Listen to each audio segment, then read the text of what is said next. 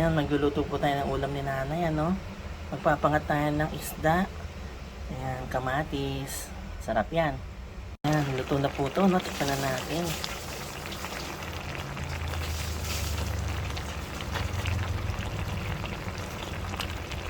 Wow! Alam nyo mga kagigil, masarap. Masarap tong kinamatisan na fish. Okay?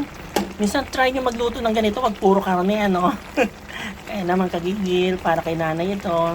Ito naman ang ulam namin ni Athena, fried chicken. Si nanay fish, kami itong fried chicken. Ayan.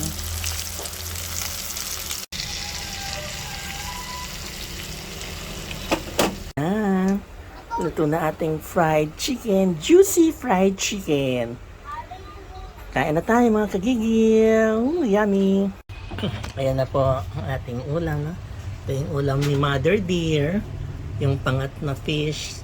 Masarap. Ay, masarap siya talaga. Kinamatisan ko. Kasi ulam namin ni Athena na fried chicken. At ito ang aking kanin. O, diba? Hindi ako magra-rice. Ito ang kakainin ko. Kamote na purple. Okay. Kain na tayo mga kagigil.